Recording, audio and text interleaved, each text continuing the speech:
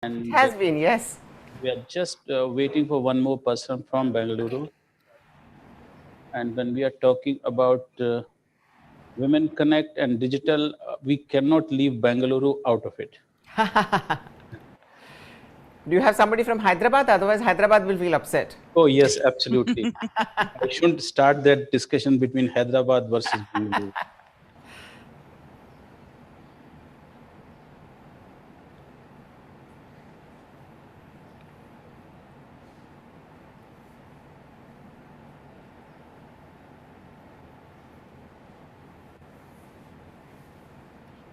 Lalit? મારું table ખાઈ રહી છે આ ટેણી ટેબલ નથી ખાઈ રહી ને પેલી તો સૂઈ છે ગઈ ના પણ આ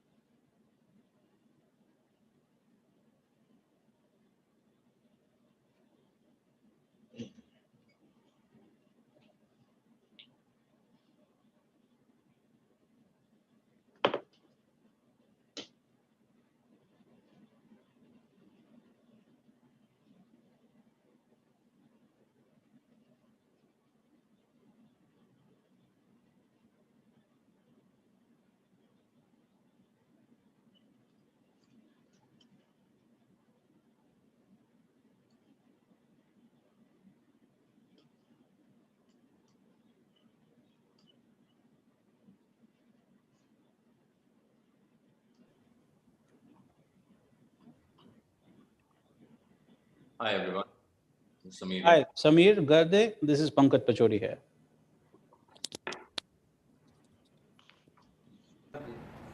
Hello, Hello. Hi, this is Samir here. this is Pankaj here. How are you? And thank you for your time and joining us. Thank you, my pleasure. Great. Okay, we can start now. Really looking forward to this discussion with eminent people who are going to really enrich this.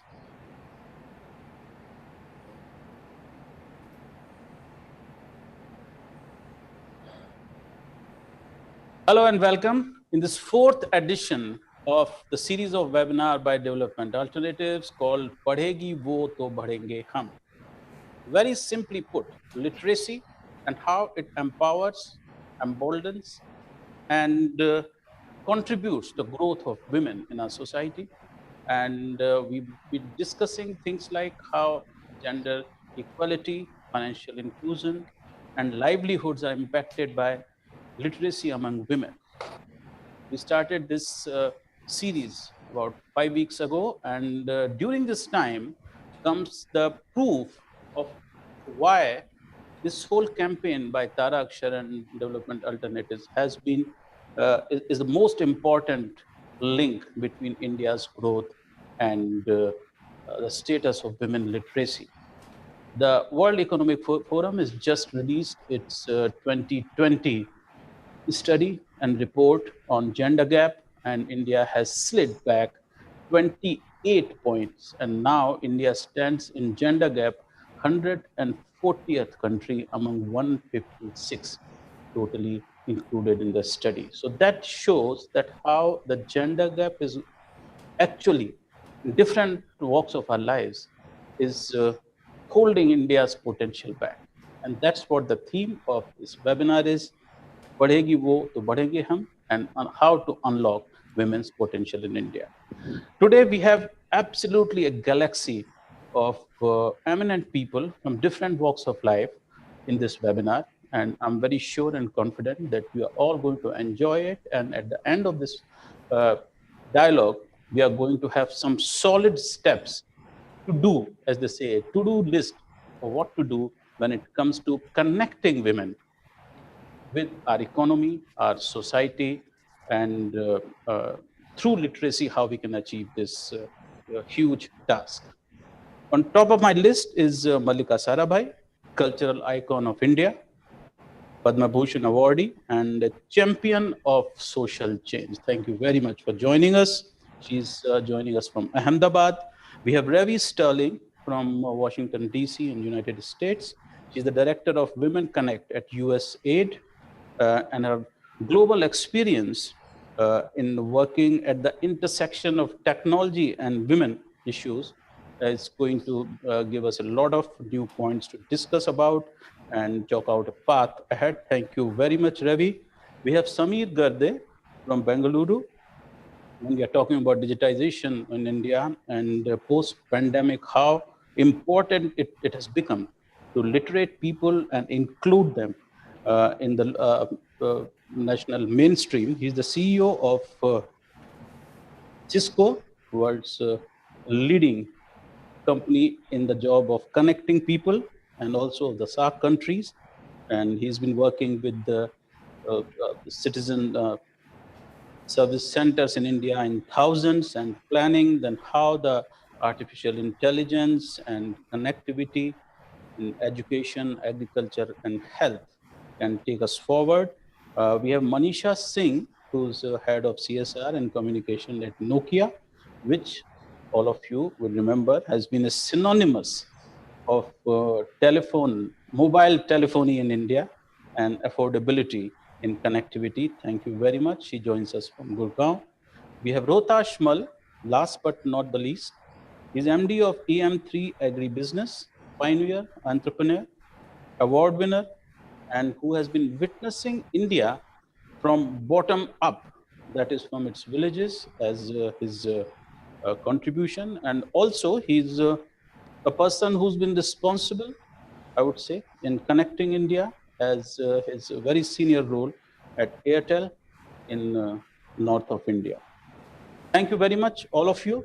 Before we start, I'd just like to put a little bit of perspective on this, that post-pandemic, the COVID pandemic, and if you want to join us and participate in this campaign, you can donate, you can volunteer, and those are the numbers and those are the websites where you can do that.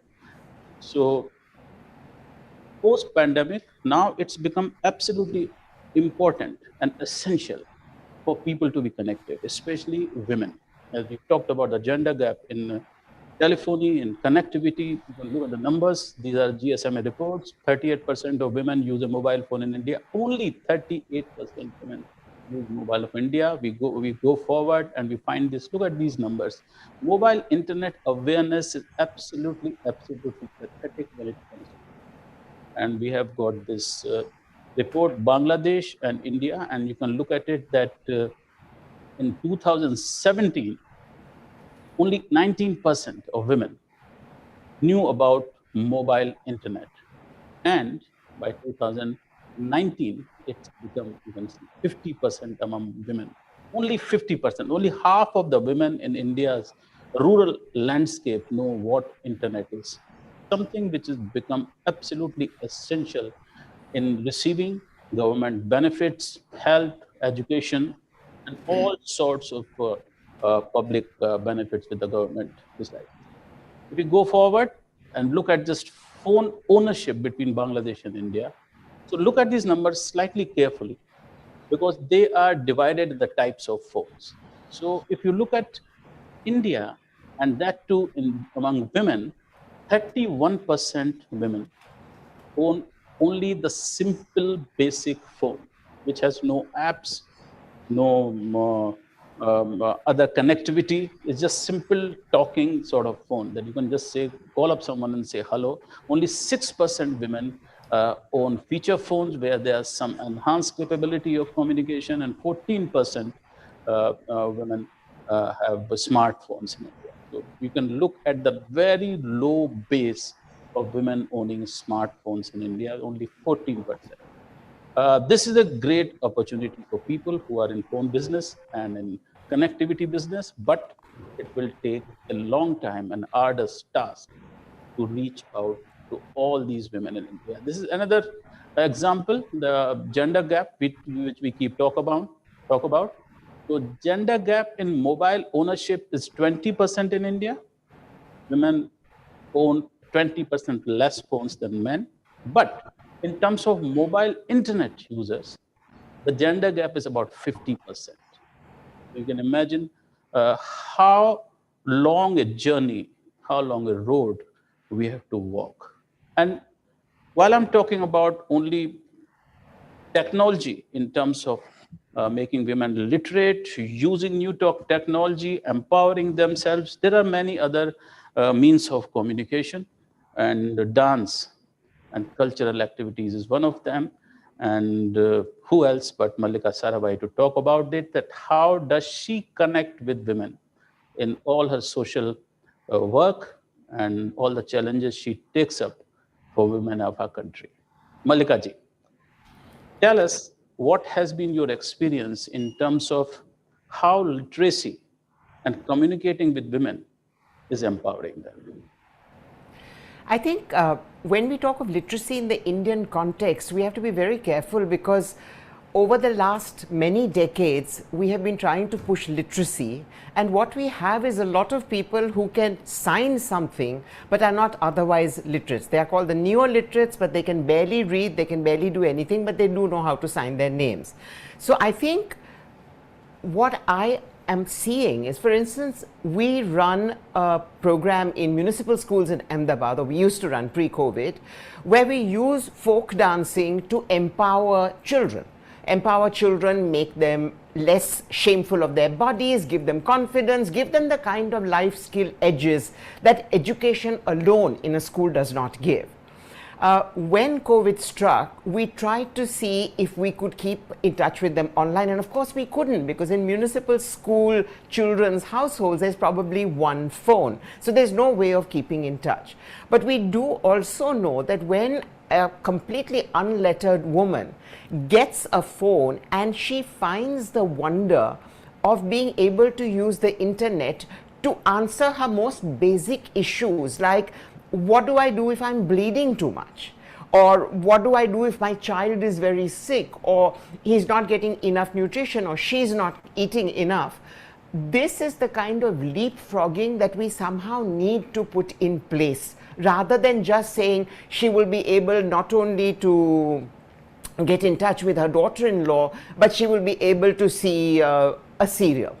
I think the empowerment lies in making them understand that now the world is their home. It is not the four walls of their home which are holding them back. It's not the gungat that's holding them back. Suddenly they have the magic carpet which can take them anywhere without their father-in-law's permission, without their mother-in-law saying, where are you going, and so on and so forth. And I think this is really what we should be thinking about, because if that can be done, then it not only gives them information and knowledge to help their lives, but it also opens up an incredible path of earning. I have just been reading about this extraordinary group of 10 women in Madhya Pradesh who have been trained to do bag printing again and batik, and it's the work of one IAS officer bringing in NID and NIFT, and suddenly these 10 women are getting orders from Italy and France, and one of these women is on the cover of, I mean, she had never been outside her village, but she is on the cover of Italian Vogue. And suddenly the world has opened up and they're dancing and they're earning and they're doing it from their home. This is what we need. We are never going to be able to have enough jobs for people. Turn these women into entrepreneurs, because everywhere in this country where women have grouped together and turned into entrepreneurs, it has been an amazing journey of success and empowerment.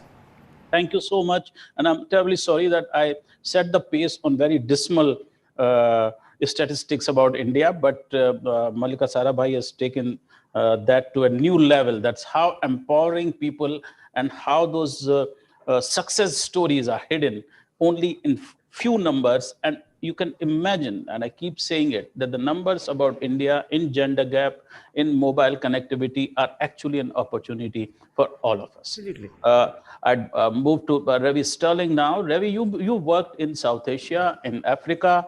What has been your experience? And tell us some good, absolutely great stories that how literacy connectivity has led to total revolution in women's life.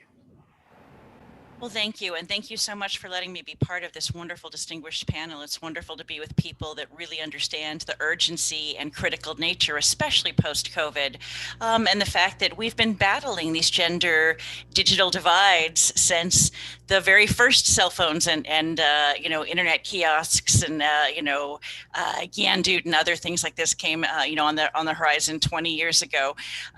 It has been a depressing space to work in.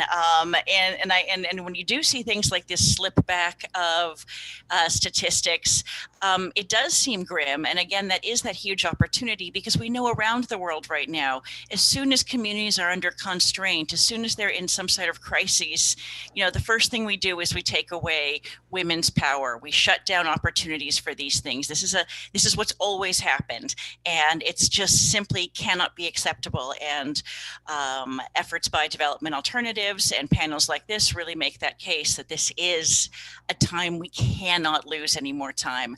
What I've been motivated all my 20 plus years in working in gender technology and development is the fact that all of these applications that everybody builds, these thousands of health and empowerment applications, I don't know women who use them. I know women that call me, they text me, they use WhatsApp, they want to know, what do I do? My child has had a nosebleed for 2 days now. What do I do? And I go, there isn't a health app in Kenya that covers that. I think I've funded 20 of them. So you realize the disconnect between the information that women really are able to access and trust. And that's where I think that that's where the opportunities really are. It's partnering the donors and the funders who do have a lot of goodwill and in some cases heavy pockets to come in, but they have to build that on the CSO expertise of what's going to work very specific to this community. In doing this work, the biggest successes I've ever had have been trying to understand the social norms that keep women underconnected and disconnected and thus underempowered, because we know that if women are the key to sustainable development, and we have 60 plus years of research on that proves that, and yet technology is failing women, then any development in the digital space will just be uneven, and that's not development at all. So working really with fathers, with husbands, with mother-in-laws, with family units, with panchayats, with religious leaders, that's where I've been focusing most of my time, is to understand what they're so afraid of. Why are empowered women so terrifying? And what really is, what's the concern? Is it an affair? Is it empowerment? What are these things that people are terrified of? And then developing ways where women can safely and appropriately start using the internet and start bringing benefits to their families. Like you talked about with the women in the bags in MP, this is amazing. These kind of stories are the things that keep us going all the time. But we can't just drop the technology and expect it to be an easy change for everybody. We have to be thoughtful about it. We have to start with small bits and make sure that everybody's bought in, and this doesn't become a woman versus man thing or an elders versus youngers thing. It needs to be something that everybody benefits from, and that takes time. And unfortunately, donors, funders, that world is thinking on a different time schedule. And so I really think the most successful projects that I've seen around the world are the one where we get to take a year, 2 years, 3 years and understand that root, those social norms that have to be addressed. And then we can really let internet flourish. And I've seen that in many communities. I've been working with a community in northern Nigeria. I've also been working with a community in Bihar, where we have worked with those people that are afraid of women using the internet, what it's going to do to their family, the shame it might bring, the cost associated with it, bad, morals happening, immorality. And in these communities, because we've been thoughtful and slow with the progress, we now have 100% of the men that said they would never let their wives in either Nigeria say, absolutely, all of my wives and daughters should have phones. This is beneficial for the community. And that's really where you just go, oh, this is why we do this work. Again, very, very encouraging thoughts there, and your experience there. We'll get back to the main issue here, that whose role is bigger and who takes what kind of role among the governments, the not-for-profits, the NGOs, and the corporate sector donors, as you call it. But I'll go to Samit Gade now, and he is now heading in India, one of the largest connectivity companies, Cisco. I just read one of his interviews, and he was talking about that they are going to connect 30,000 CSCs, which are citizen service centers in India. And if today, Samir, you go to the Play Store and say CSC, you'll get this whole lot of apps which are in CSC, and none of them have downloads of more than 100,000 in a country of 1.3 billion. What's gone wrong, and how can we push it further? Because CSCs at one point of time were the linchpin of giving power to people in India in rural areas. Samir. Yeah. Hey, thanks, Pankaj, for firstly having me here, and congratulations to Development Alternatives for having this session. And it's very nice to see that we have 50% representation of women on this panel. At least you got that right. It's a good beginning, right? A 60% would have been even better, but 50 is a good start. You know, I personally believe, I think the discussion around mobile phones is real. The discussion around whether women are getting adequate opportunities is also real. Whether it is gender equality or gender equity. And I think those are discussions that are very important to have. But in my opinion, I think the big issue, and I'm going to put the elephant in the room here, the big issue is we men, right? I personally believe that, and I see this in the corporate world, right? Whether it is a technology company, and for whatever reasons, in 30 years, I've worked for 7 companies, 2 or 3 of them technology, some of them are FMCGs. I've always believed that even senior leaders in corporate India have significant gender bias, right? So if once you go down the pyramid, so to say, and you go down to the rural areas in India, you can imagine how much of bias there is over there, right? I think you shared the data from GSMA in that survey for mobile phones, but actually Google did another survey on mobile phones, which was very interesting, right? They actually came up with a thing which said that most women in rural India actually share a smartphone with their kid or with their husband, right? And the husband is savvy enough to figure out what has she been surfing on that smartphone, right? Which actually discourages her from learning more from the internet. And this was a pretty insightful finding from that Google survey that they did across a lot of villages in India.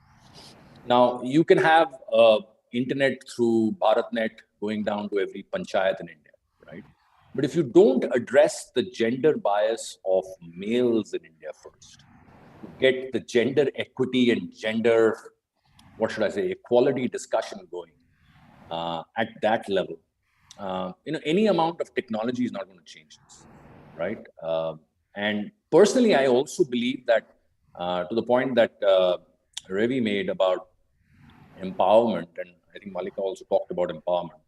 I think women, whatever experience I have had in corporate life, if you as a man or as an equal are able to provide the right equity and the right empowerment, frankly, in more cases than one, 8 out of 10 cases, you'll find women do better in jobs than men. I'll give you an example. When I came into my role in Cisco 4 years ago, I had 2 ladies in my senior management out of 8, 25%, right? And now you may say this is bad, right? It should be 50%. But the issue that I saw there was not so much about the percentage of women, but the issue that I saw there was that they were paid for the same job 25% lower than men on the same job. And I'm not kidding, I'm not exaggerating. Both the women were paid 25% lower than men doing the same job. So I think we first need to address equity issue before we address the equality issue. And we need to address, like I said earlier, the bias issue of men before any technology can help change this equation, right? So I think those are points that I would probably start off with, and then I'm sure there'll be lots of discussion around this. Okay, we'll hold you true to what problem you've actually. It's quite explosive what you said, and actually understandable. This is how bias, takes place in societies, and this is how bias is taking place in online world and in connectivity and this thing. And we'll discuss that. At how do we deal with that? But before that, I'd like to go to Manisha Singh uh, of Nokia. And as I said, that affordability uh, is a key constraint, a barrier for women in rural areas in developing countries to get connected. 34% women say that the cost of the handset is a barrier. Then about 16% say that the cost of the connectivity, your plan, digital plan, so that's a barrier. So coming from that point of view, do you think because women do not have education, financial independence, and that's why these barriers for women are higher than the male population? Manisha? Yes. Thank you for the question, Pankaj. I think I'd like to start by referring to a very apt observation that one of your esteemed panelists at the last webinar had made. Shabana Azmi ji had said that India is a country that lives across several centuries, and women more so.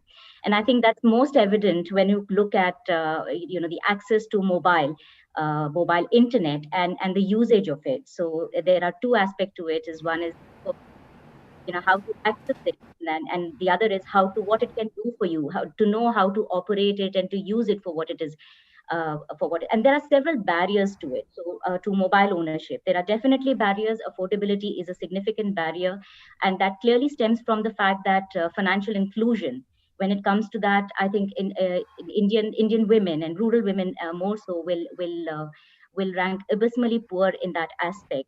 But more than that, I think there are these social and cultural barriers to mobile ownership that actually hamper the aspects that Ravi actually alluded to. And in our project that we are doing as Nokia, because we are in the business of setting up networks, and that naturally translates into bringing the broad benefits of broadband connectivity to rural India.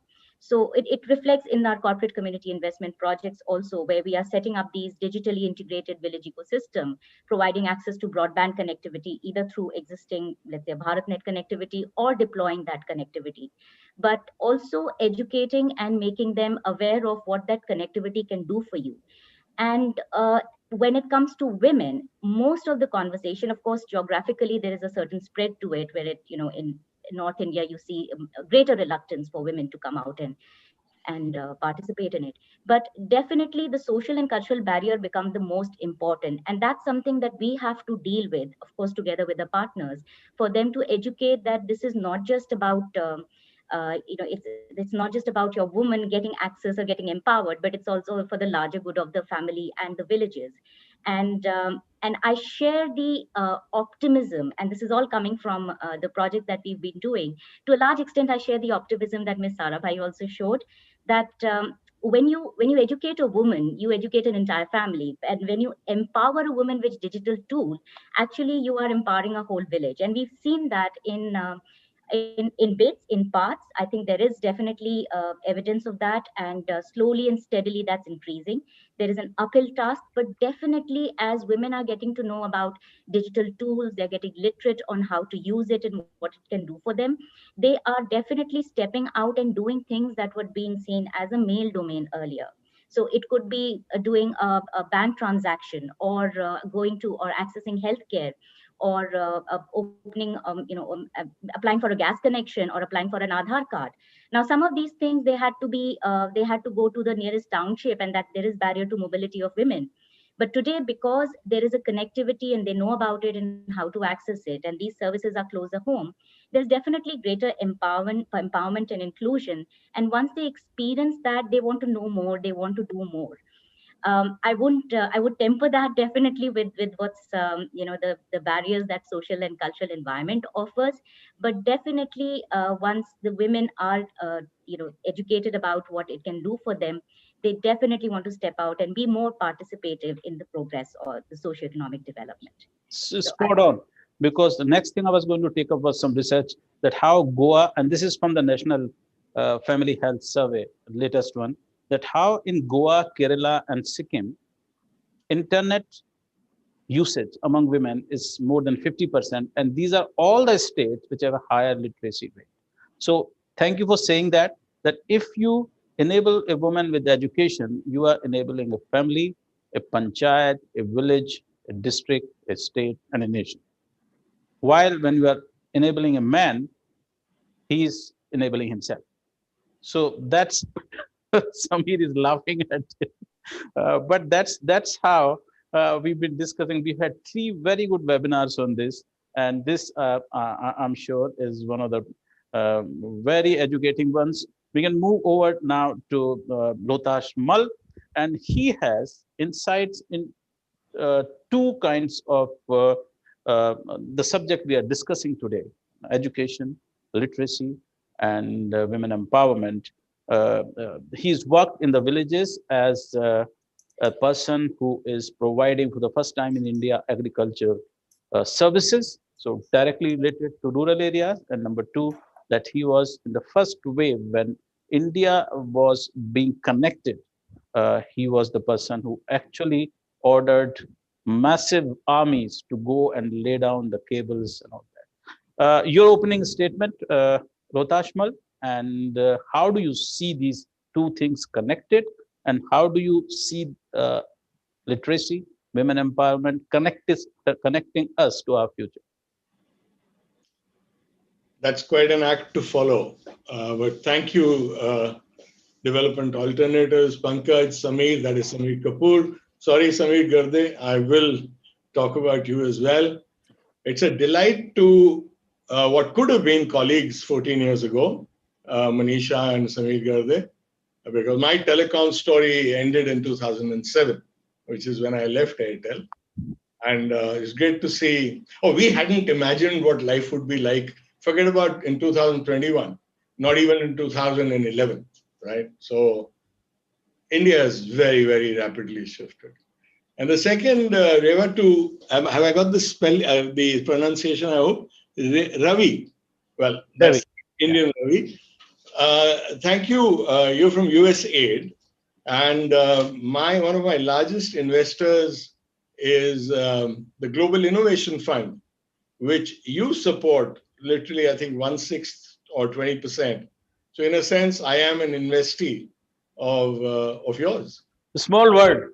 Yeah, so we catch up somewhere or the other. So with that as a backdrop, and I think to put it in context, I won't take you to telecom and the basic stuff. I think we're past that point where we need to understand that women, mobile, internet, rural entrepreneurship, etc. These are all coming together, and I think that is well understood. What is not understood, I guess, is what is it that we mean by the term literacy?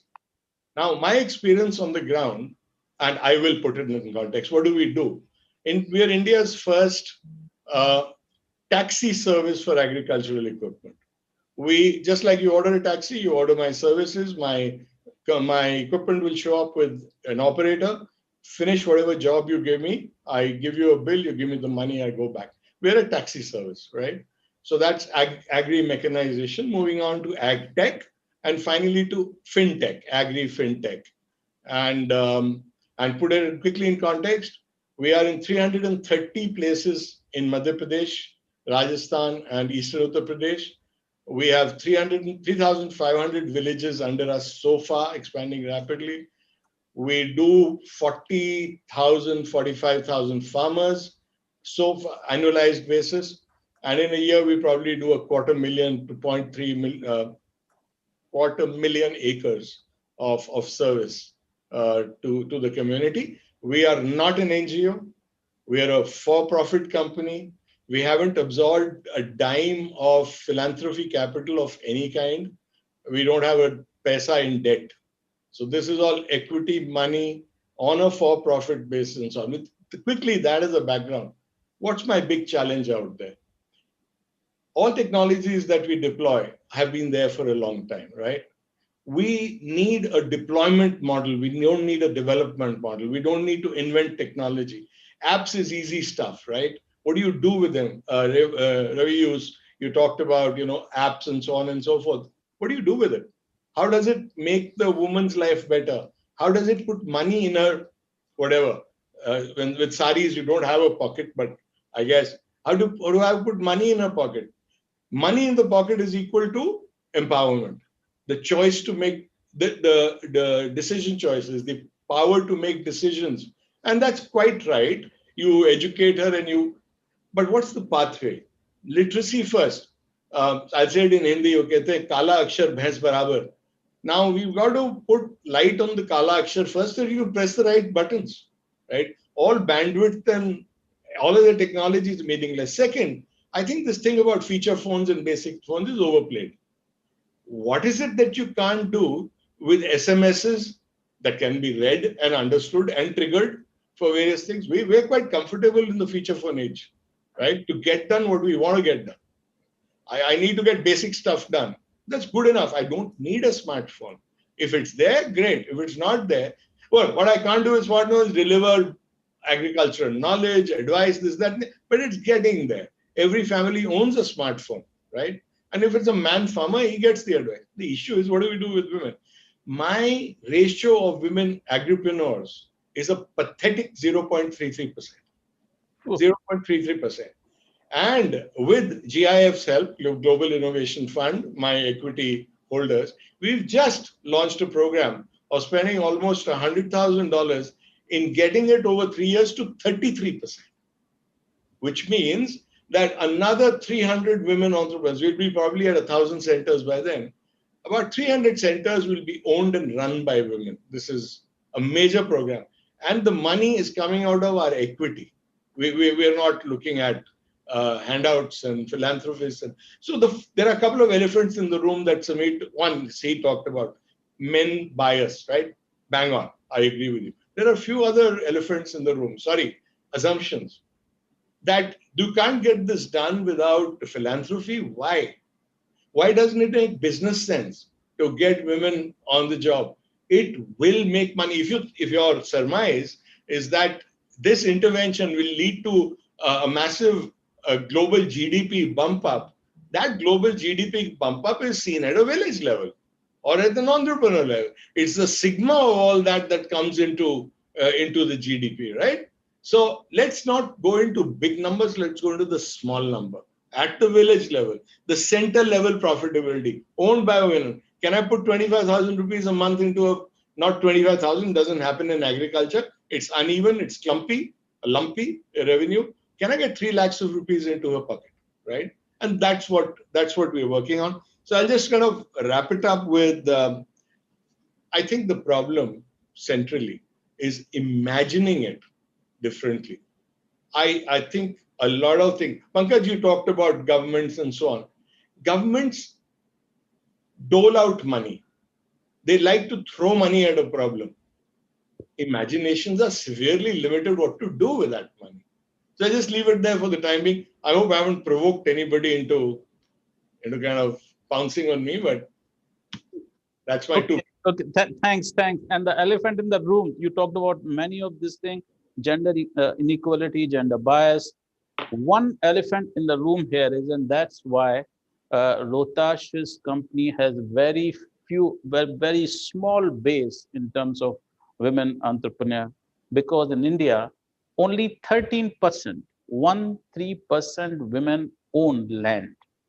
So his base is very small. He has to choose only for 13% of women who own land because he's providing agricultural services. And I saw Mallika Sarabhai shaking her head when those numbers were said.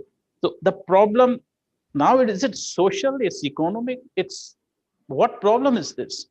Do we have to change laws in this country? Do we have to change attitudes? Because social change takes a very long time. It's not a quarter to quarter thing like you can measure in an Excel sheet. These are social changes. Women owning more land has to be one of the main thrust of our policy towards giving, enabling more women in the hinterland. Malika Sararbai, do you think, are we doing enough and how we can do more? Pankaj, in a patriarchal society which is unequal, caste-based, uneducated, illiterate and frightened, these things have to be dealt with on a variety of different levels. I'm going to share with all of you a film on gender injustice that I've just made that has been shared already in over 10,000 children's homes. And we are hoping that by things like that, education and parenting would change. But the point is that one of the places that I am working on is to tell every mother that by bringing up her children not gendered and not religious and not communal, she is already creating a huge change. So if every mother is told this, and educated mother, don't even go into the rural areas, because educated middle class mothers are as gender biased as anybody else, perhaps even more so, because they can afford to be. In rural areas, women have to work whether they own the land or not. I don't think more laws are necessary. I think the laws are in place. Perhaps barefoot advocates are necessary who will fan out into the villages and tell the women how to get the rights so that their names are on the farm's papers. But given that, I think any of this has to be a multi-pronged approach, because as several of the speakers have said, it's not only one thing that is stopping the revolution. Having said that, I'm still saying that if we can do small things, it changes hugely. I'm going to give you one example of Haryana, which must be one of the most prejudiced states in this country. One film of one father training his daughter to be a wrestler has completely changed the state. Every little girl wants to be a wrestler. Every little girl is being encouraged to be a wrestler. Think of what that means empowerment-wise. If we can find those triggers and trigger them, if we can find one good man who is not frightened of his daughter becoming educated, becoming empowered in each village in this country, we will have started a revolution. Wonderful. We'll try to play the video which you've created. Just bear with me for a second.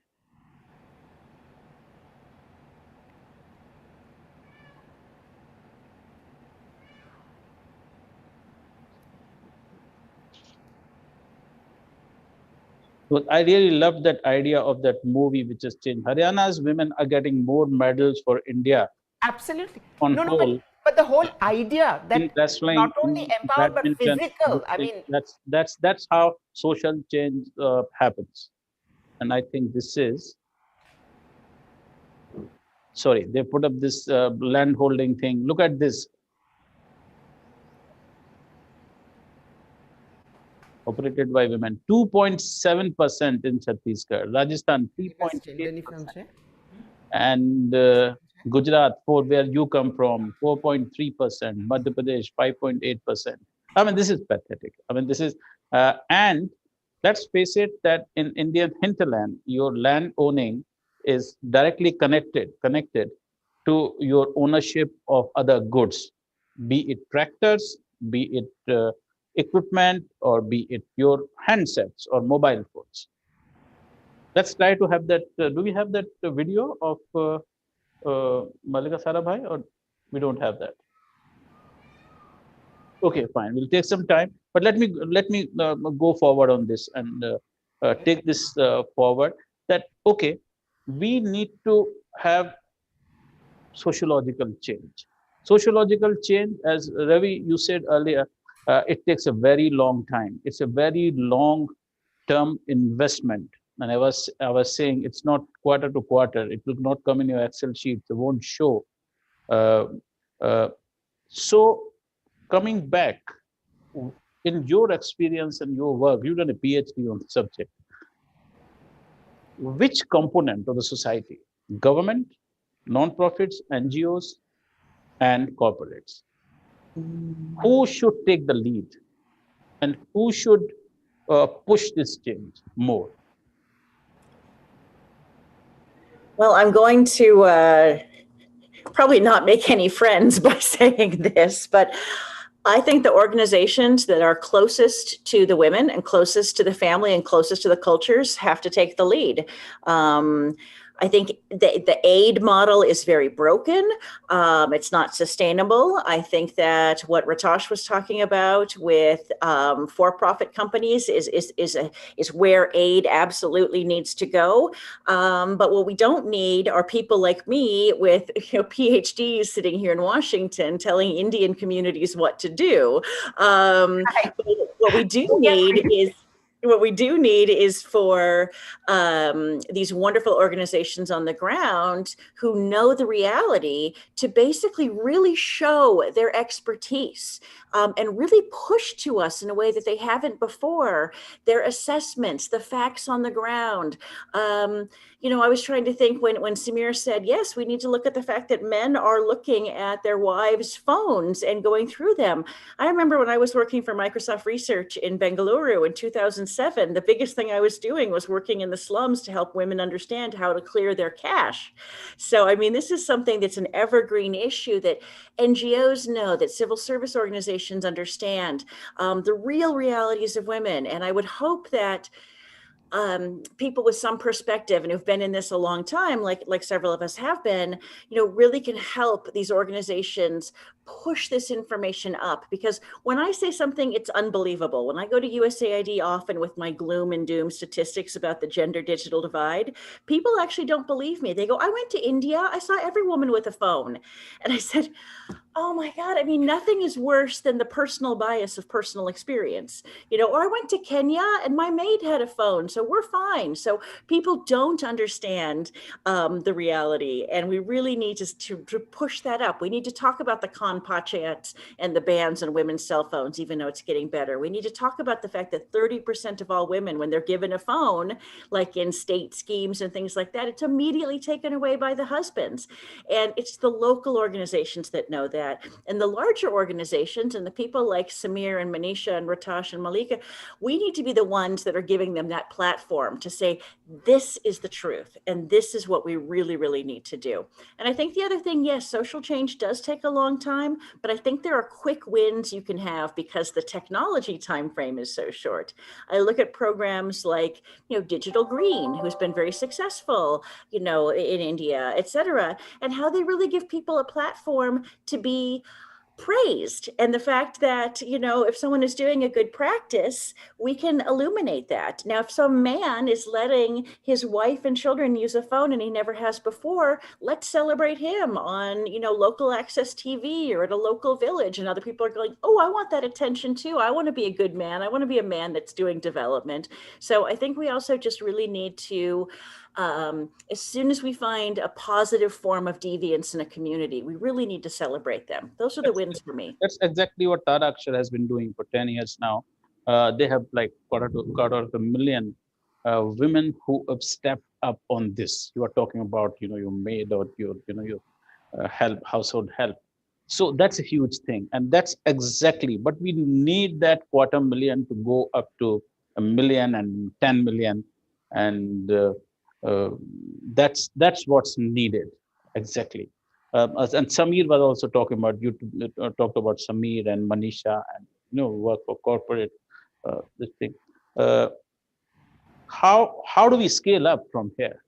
We have a wonderful story in Grameen Bank in Bangladesh. Bangladesh today is on the verge of making more money, more incomes per capita than India, and it's largely thanks to the participation on women in Bangladesh economy.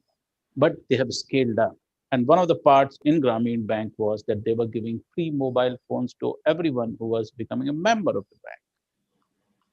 What can we learn from these things, Samir? And how do you plan to deploy all the hard work and money from Cisco, and it's part of your global strategy and thinking? Yeah, I mean, so I think, one of the things we did as part of the pandemic learnings, and we had a vision statement or a mission statement for the company, which was there for around 30 years before last year. It says, we will help people work, learn, and play.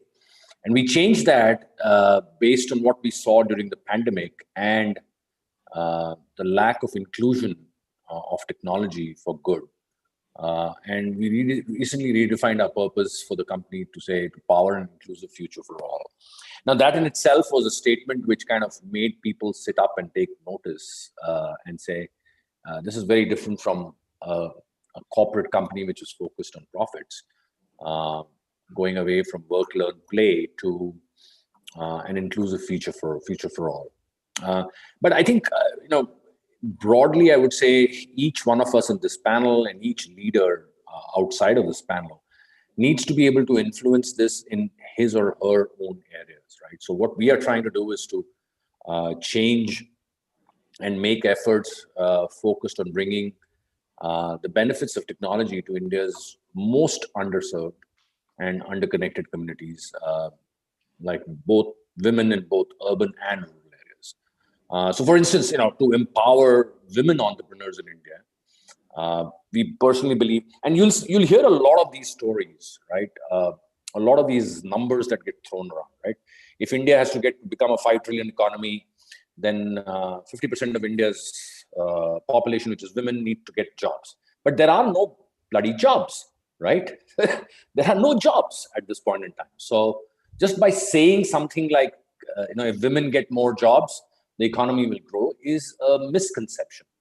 So I think you need different types of jobs and creation of jobs and platforms which can help you create those jobs. And that's what we are doing with Niti Aayog and with Bain and Persistent.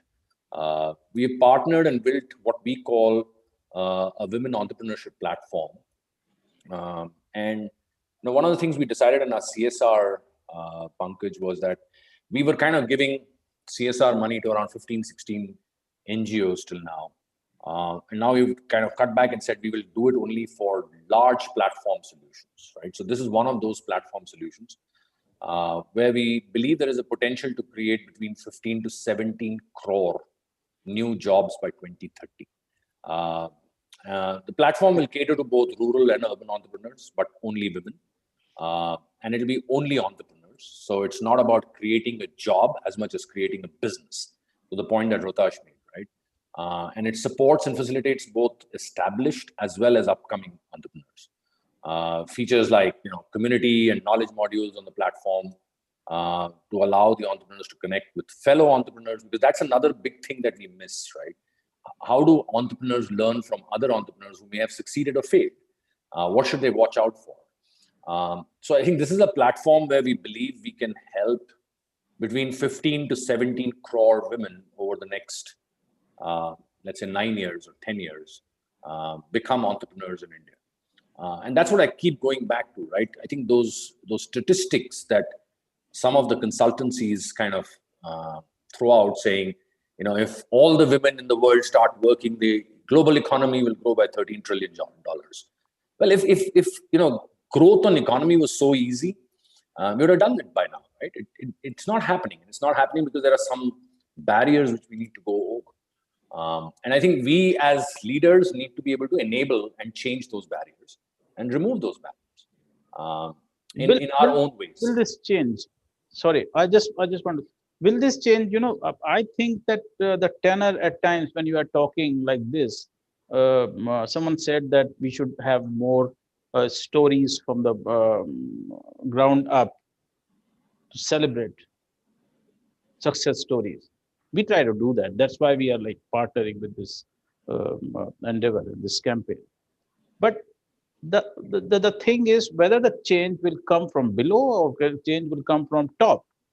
Sometimes when we start thinking, and my language also becomes that, can we enable women? Who are we to enable women? I mean, we have to create. I mean, we can't say so that. Pankaj, let me just put one point here, and I'm sorry, I don't want to hog any more time, but very simple point, right? A developed economy like Australia has what is called a Federal Sex Discrimination Commission. I didn't know about this, right? I learned about this around 6 weeks ago. This is a lady whose task is to ensure that gender discrimination is brought down to the least. So there is somebody sitting at the top. So there is probably merit in thinking about this. Maybe a Malika or a Ravi or a Manisha need to be that commissioner in India, right? And help the government figure out things that we've been talking about for ages, like parliament quota for MPs. We've got caste-based quota. Doesn't make sense at all now. Why don't we have that quota? And maybe people don't agree with me on that, but I think we need to take some positive action in these areas, which moves the needle instead of just talking about it. Yeah, there's a law in India, 33% reservation for women in our elected representatives, but no one follows it. And laws are laws. I mean, there's no law against people not following the law. So that's very difficult.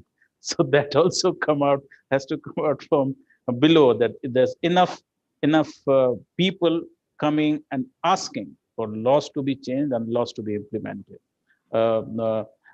Manisha, what has been your experience? And do you think that accessibility, the first thing is accessibility. If you don't have access to a smartphone, if you don't have access to basic education in our country, we've been talking about the fact that how 75 million Indians have again gone back into the poor level. That's like $2 a day income and less. If we don't have that kind of a basic access, and this is what Samir is talking about, these are the people we need to reach to. How can we do that? Can we have like some sort of a balancing thing, roti, kapda, makan, which we used to say, and mobile phones? Do we need to like add those things in our attitude, in our school education, in our budgets of the local bodies, states, central? I would say why not? Because simply because UN also recognizes as right to internet or connectivity as a basic human right, because that actually enables access to other basic rights like right to education, right to healthcare. So if it's as fundamental as this, I would say that yes, we should look at something like that and definitely work at making it accessible, making it affordable. And to your point about, I think the point about literacy or lack of it, that might act as a barrier to using some of it. And I think the beauty of technology is sometimes it just helps you transcend the level of literacy. So, for example, in a smartphone, I think what we need to focus on is making content available in a language and a format that is more, that is more acceptable in terms of how women or even anybody who's at that level, at a marginalized level, is able to consume it. And often that's not restricted to your letter literacy. It could be visual. It's a visual medium. So icons and all of this that can actually help transcend the regular challenges that one faces in the literacy at a literacy level. So that would be my 2 cents on this. Good. We are just entering in our last and very exciting round, which is questions from people. So all those people there, please send in your questions. I'm already getting some questions here, but before we go to that round, back again to Rohtash Mal about inaccessibility.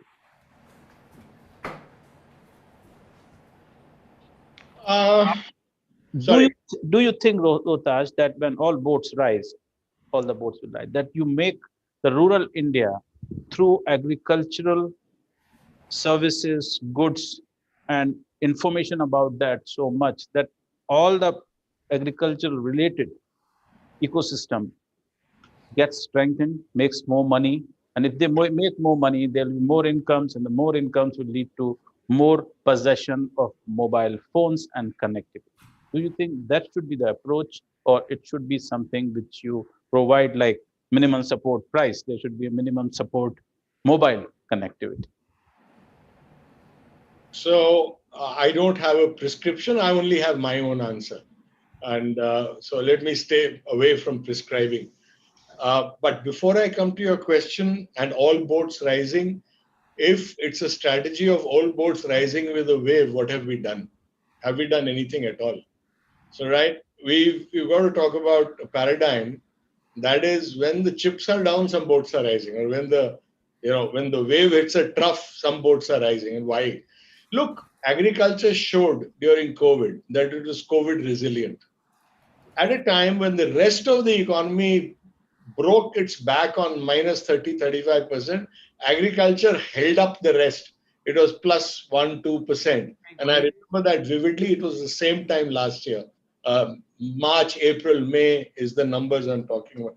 But before I go ahead, let me just sort of a couple of things you raised which kind of want me to answer. Number one, this land thing you talked about. Look, at one level, it is important that women own land, but we'll have to wait forever to make that happen. Think about bypassing farming and agribusiness, right? Using agribusiness to bypass farming. Let the men carry out that stuff with land ownership and so on. But there's a wealth of opportunity available out there. Why aren't we tapping into that? Number one. Number two, as far as your question of whose responsibility, I really don't know. I only know that to whatever extent we individually can make a difference, we go out there and make a difference. Third, to Sameer's point, everybody will do what they want to do. However, let's not forget, the size of the problem is gargantuan. Therefore, you need a North Atlantic Treaty Organization, a NATO of people coming together with a common view of where North Pole is and working together, supporting each other. And I mean institutions, right? We haven't yet had any sense of the people, the kafila, the caravan coming together in that sense. One is beginning to see parts of that happening. The thing about cross-learning, very important. The moment you have a kafila, a caravan, cross-learning will automatically happen. So I think at the fundament of this is cross-learning, success stories, etc., etc. The media, look at, Pankaj, this. Where was Krishi Darshan? You remember the Krishi Darshan of old? And there was a dedicated set of programs. It's vanished completely off the media map. If 1/6 of your economy is in the dungeons, do you expect, and there's no rays of light shining on them, what do you expect? And to answer your question on agriculture, sure. Look at we are today at 24-25% of global standards of productivity with the best sunshine, the best water, the best soil in the universe, right? And I'm talking about benchmarks of productivity. And the difference between these two is agripreneurship, is agriculture technology deployed on the farm. I believe, and obviously I believe because that's where I am, I believe that is a major part of the answer. Software is flattening out. Manufacturing has flattened out. What are we talking about the rest of the economy? Services, sure, going up, and the gig economy and so on. Agriculture still is in infancy. We are still, in a lot of ways, somewhere between 1947 and 2021, right? I think we may need to make up. Good.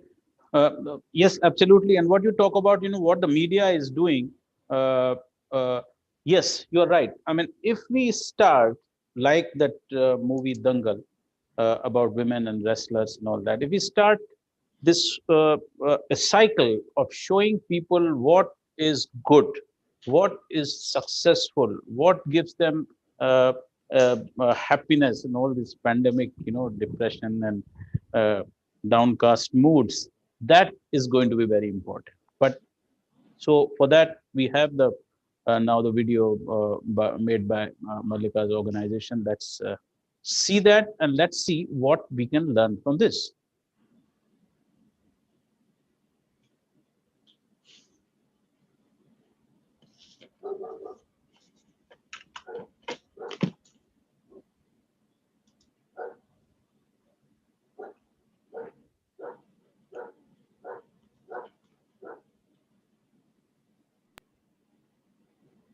To play a game. I'm going to ask you to shut your eyes tight, like that. Yes, all of you. And I'm going to say some words and you will say what pops into your mind. Ready? doctor, surgeon, anthropologist, marine biologist, nurse. Okay, isn't this what came to your mind? But what if this is what is gender injustice? This is gendery, and we have all part of it. You know, when you first see a person, you see girl or boy, man or woman. And with this comes this whole host of adjectives. If it's a man, strong, determined, taking decisions. And if it's a girl, delicate, serving, polite, smiling. I've been fighting this since I was very young, 5 years old, when I first noticed it. And you will fight it too, as did these people.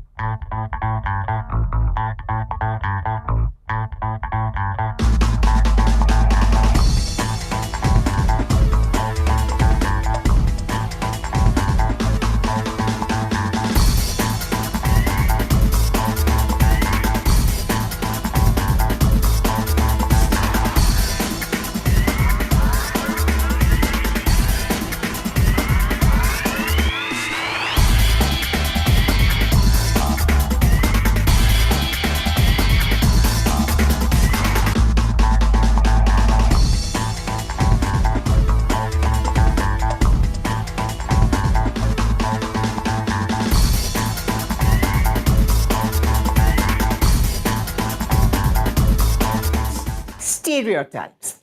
We have them all around us and we live with them. If you're a girl, you are this, this, and this. If you're a boy, you are this, this, and this. But hey, we don't have only one identity. Yes, I'm a woman, but my favorite color is green. I love pizza. I do not like football.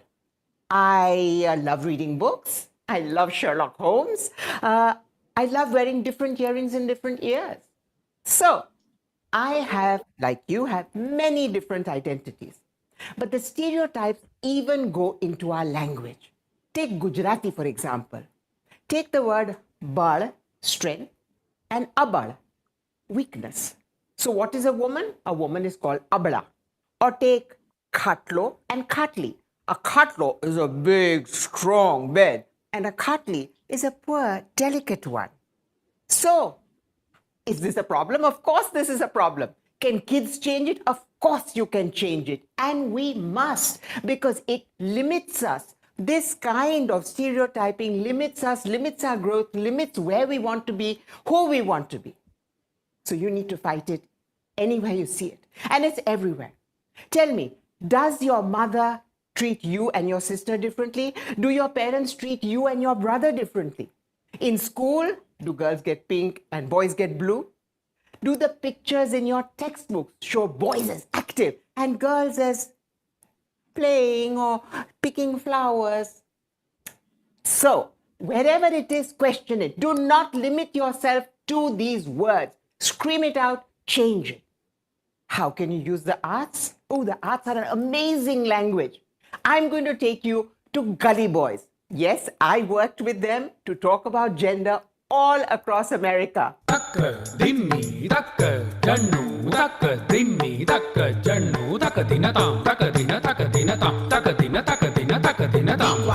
still, don't chill, think not, मुंह बंद करके सुन तू सबकी, रखना है मान, चुप करके रखना है मान, चुप करके रखना है दुनिया का मान, चुप ताकिटा quiet, चुप ताकिटा be quiet, चुप ताकिटा चुप, चुप रहो शांत, तेरी खुले रखो कान, मुंह पे पट्टी बांध, सुन कहना मान, बातें तेरी अनजान, लगे जैसे अपमान, सुन करे ले ज्ञान, मत करे इनकार, be polite, be polite, don't speak up, be polite, don't speak up, लड़की हो चुप ताकिटा quiet, चुप ताकिटा be quiet, चुप ताकिटा लड़की हूँ मैं ये कहती खुद से, मुझे ना मुक्ति ये बंधनों से सदा, रह चुपचाप न कर मजाक न सुननी बात, यही संसार तेरा, स्त्रियों का जीवन यही है वही है सही, think, wish, love, speak, Don't. Chup, takita, quiet, chup, takita, be quiet, chup, takita, chup. Chup. No, don't be chup. You have to shout, you have to bring notice to this injustice, however small, in every way. If somebody says mankind, say stop humanity. If somebody says actor and actress, say stop actors. You can go to your teacher and point out when the textbook is wrong or when she or he is wrong. You can stop a friend and say, don't say that because that is stereotypical. Listen, you don't all need to be performers. You can be whatever you want. You can be a sports person, or you can be a painter, or you can be an accountant. But each of us every day needs to bring to notice the injustice and change it. Listen, you can change the world. So make the difference at last and be free.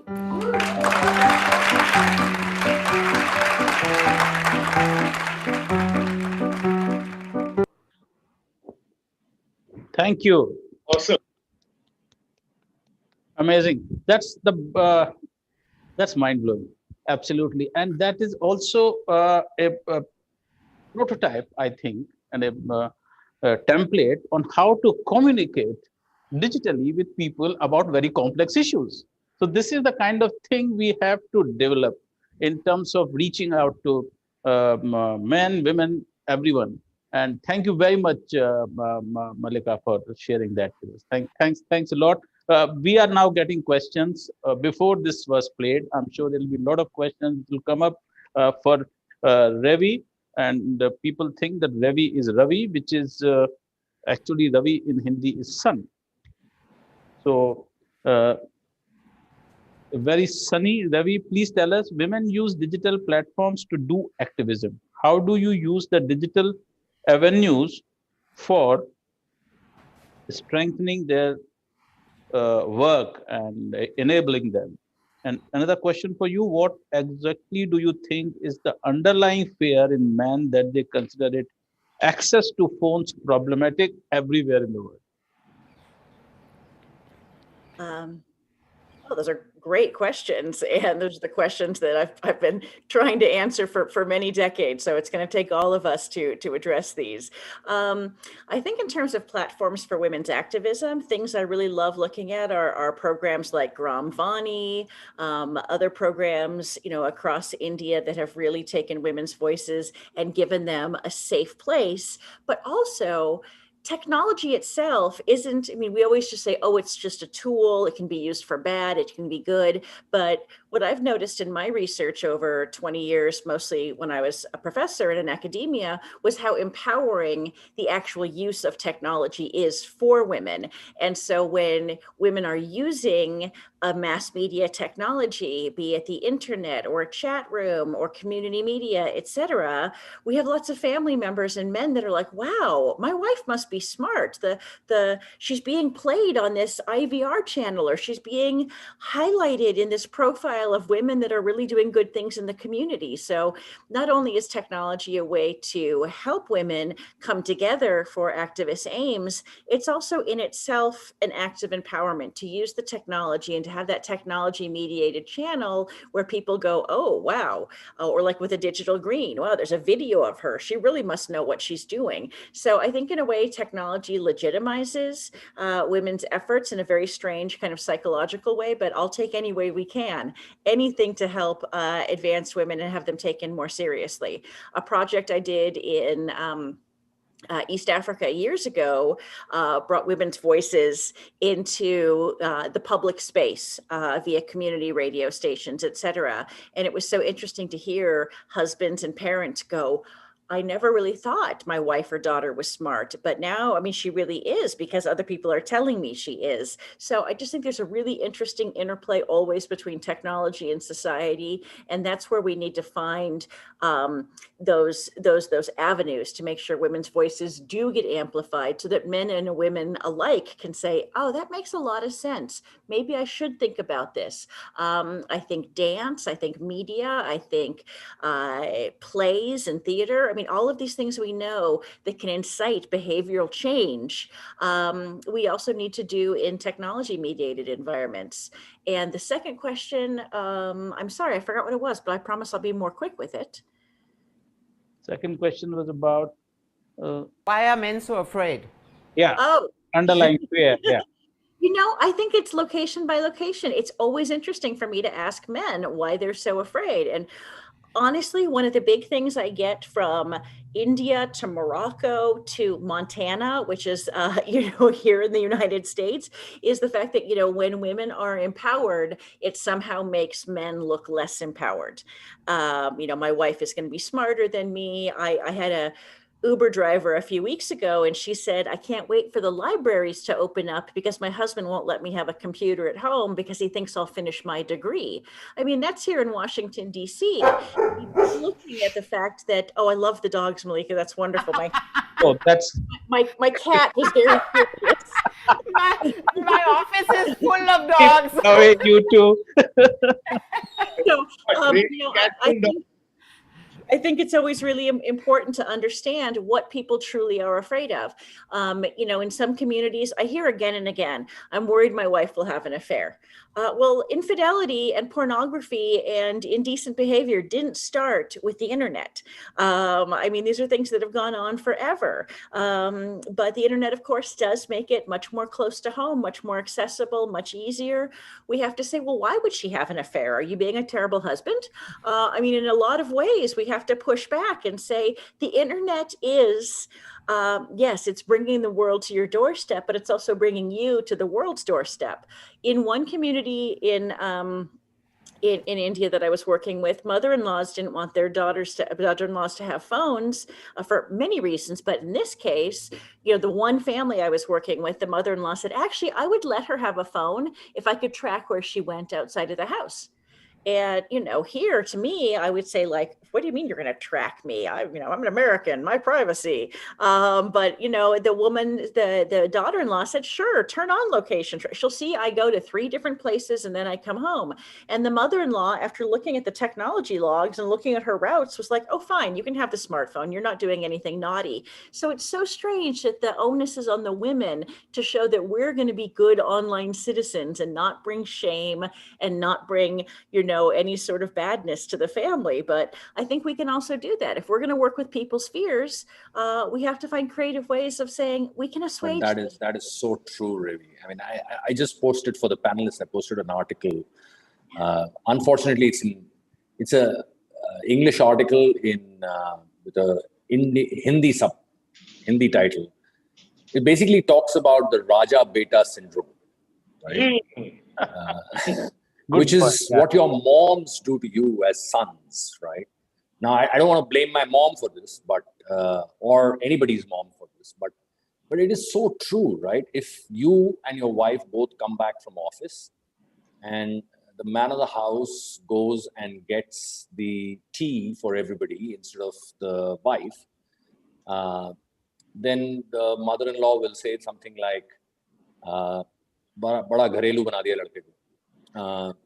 So there is at every step of the way someone kind of putting this bias in your head, right? So we as parents now, we need to make sure we don't put that, and hopefully we haven't.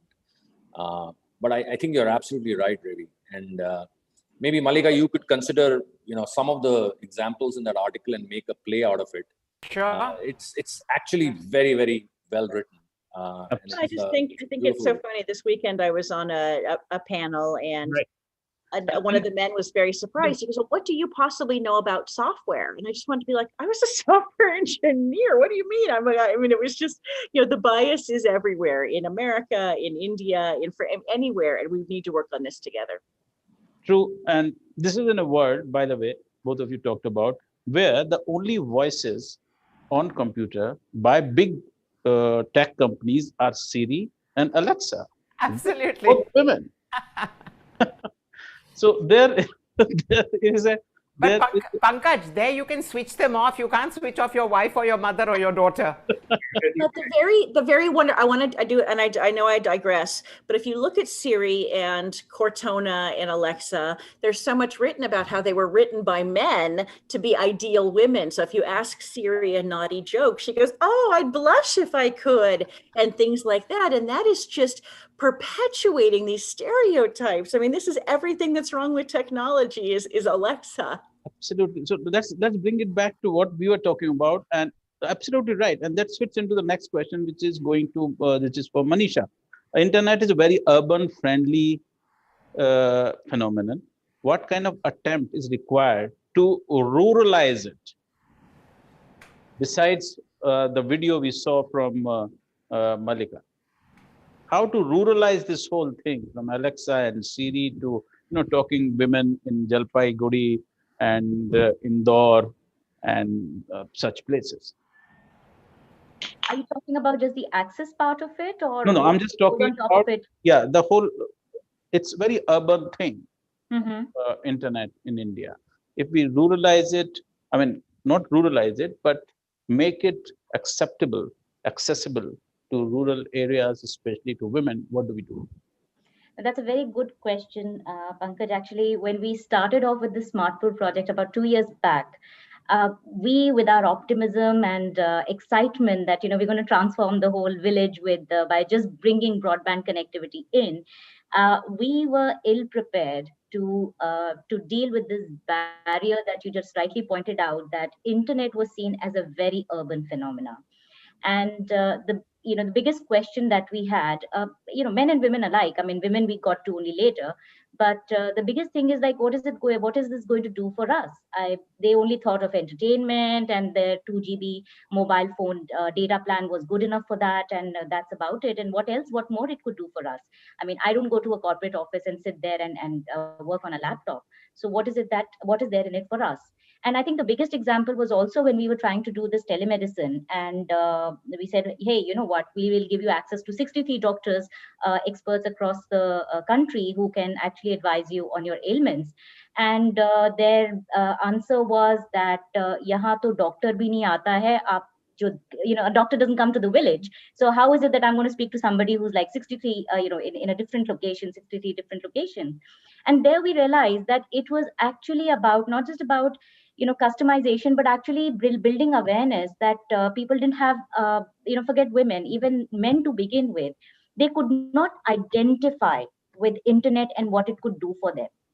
And again, this is something that, as corporates, we need to have a lot of patience. We are a technology company, and we are used to rapid pace of deployment and change and development. And we had to exhibit a lot of patience to first deal with changing this mindset. This wasn't a transactional project. This is a transformational project. You have to deal with a social mindset where it is perceived like a certain phenomena. You need to break that, and then also get to the point where you are actually dealing with gender biases when it comes to this phenomena. So we had to do a lot of community mobilization. We have to work with panchayat. Instead of creating a parallel setup, a parallel organization, we actually tried working through CSCs also, and take the buy-in of the local administration, the local government, and engage with the community to first educate them, then say that. So a large part of it was also content. So when it comes to education, instead of content, which is actually, a student who's sitting in Delhi is accessing online content, is not the same as what somebody back in a remote village would understand that. So customization of content was equally important. So that's something. So a lot of it is about all of this. Dealing with these barriers, customizing contents, making it more understandable and acceptable to the community members. That question goes to Rohtash. There's a question. Large number of women contribute to agriculture ecosystem. Can you talk about how simple technologies and what Manisha was talking about, demonstrably simple technologies can help them to increase efficiency? Yep. As I dive into that, again, my experience is, just the frame is agriculture. So here's what you can do, right? Apps in hand, she goes around collecting demand for services. App in hand, she goes around collecting cash and depositing it, and the information flows. App in hand, she organizes demand so that my machines can move in a certain sequence. I'm a taxi service, right? My biggest KRA is hours per day per machine, right? I need to keep the wheels moving. So just imagining that. Now we're talking about women getting orders, because at the farm level, there's a reticence about using the app so far. It'll get there. So you are actually using an intermediary, a woman intermediary. Right? And frankly, in terms of credibility, that adds so much more, right? You're not a local lady going and getting this done. I don't have to be someone from another planet. She's representing me. She belongs there, right? And she organizes an order, puts it on the app, it moves to the nearest fuel pump to be delivered to that farm for cash, and so on. Now, the land story goes, she doesn't have to be on the farm with a Do Biga Zameen equivalent. Sorry, that's an old movie. But, she's not under a yoke to pull the plow, so to speak. This is hardcore money movement, order movement, etc., etc. Now, as they get better at this business, how about in year 1, 2, and this is how we're imagining it, centers that not only have equipment there, but the equipment is adapted. Wow, I love that music. I actually mean that. So the equipment is adapted for women's sizes, right? Because tractor, levers, clutches, gears, and so on, they're made for women. They're made for men and dimensioned for men, right? It needs minor modification. So part of the dream is actually machines that are run by women, taxi drivers. You already have them here in Delhi, a dozen, 2 dozen. Why not on the farm? And so that's the imagination. This is where we are. And that's how we need to travel. Good. That absolutely takes us to the end of this program, where the two leading attractions have been Mallika's dog and Ravi's cat. What are their names? It's raining cats and dogs. So that's it. And thank you very much, all of you who've been watching it at Development Alternative website, at the Go News website, and all our social media platforms. Please tell your friends and your colleagues about this campaign, and this is how you can join this campaign. And next 2 episodes of this webinar are going to be on women and health and women in gender justice. So that is coming up 2 weeks from now. Every alternate Monday, we are going to continue this series of webinars. So today, Manisha, Ravi, Samir, Rotash, Mallika, thank you very much, including your cats and dogs. That's it for today. Thanks a lot. Do join us later on Development Alternatives. Connect with us, and we'll keep doing this work. As everyone said, that this kind of change takes a very long time. Thank you. Namaskar. Thank you, Pankaj. Thank you, everybody.